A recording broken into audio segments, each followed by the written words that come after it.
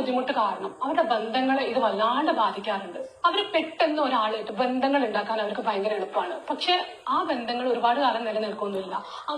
പിന്നെ ഈ മേഘ്നയ്ക്ക് ഇപ്പോൾ ഒരു ഡോക്ടർ പറയുന്നതാണ് അവർക്ക് ഒരു ഡിപ്രഷൻ അല്ലെങ്കിൽ ഒരു അസുഖബാധയുള്ള ഒരു കുട്ടിയാണെന്നാണ് പറയുന്നത്.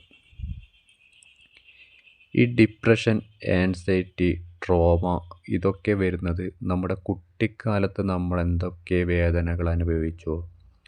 നമ്മുടെ ശരീരത്തിൽ 7 ചക്രങ്ങളാണ് പ്രധാനമായിട്ടുള്ളത്.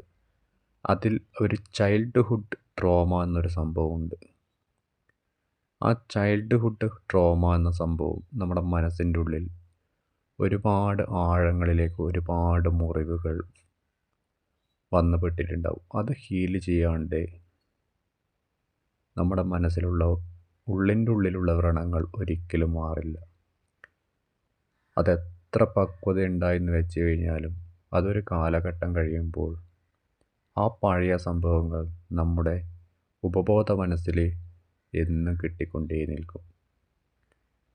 അതുകൊണ്ടായിരിക്കാം ഈ അഖില അവളെ എത്രത്തോളം കെയർ ചെയ്യുന്നുണ്ടെന്ന് അറിഞ്ഞിട്ടും ചില സമയത്ത് അഖിലിന് ഇവളെ അത്രത്തോളം കെയർ ചെയ്യാൻ പറ്റിയിട്ടുണ്ടാവില്ല. ആ സമയത്ത് ഒരു ബസ് കണ്ടക്ടറെ കൂടെ ഇറങ്ങിപ്പോയത്. അവളെ മനസ്സിൽ ആ സമയത്ത് ബസ് കണ്ടക്ടർ അവിടെ സാമ്പത്തികമോ അല്ലെങ്കിൽ പണമോ ഒന്നും നോക്കിയിരുന്നില്ല.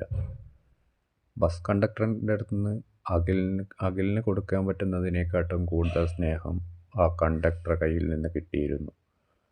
ആ സമയത്ത് അവൾ അനുഭവിച്ചു കൊണ്ടിരുന്ന ചൈൽഡ്ഹുഡ് ട്രോമ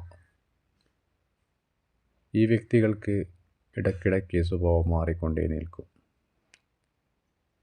അതുകൊണ്ടായിരിക്കാം ബൈ ചാൻസിൽ ഇവിടുന്നോ സ്നേഹം കിട്ടുന്നില്ല,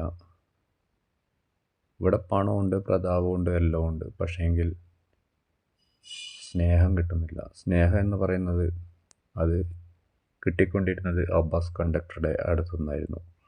അതുകൊണ്ടായിരിക്കാം ചില സമയത്ത് പോയിട്ടുണ്ടാവുക.